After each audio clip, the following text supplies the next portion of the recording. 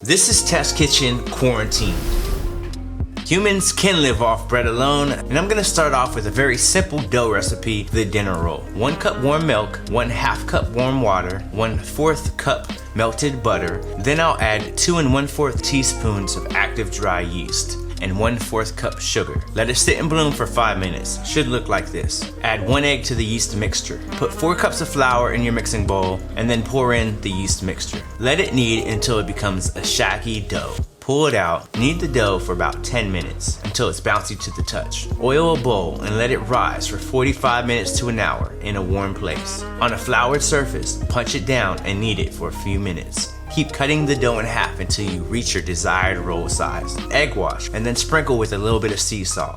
Now let them proof for 45 minutes to an hour.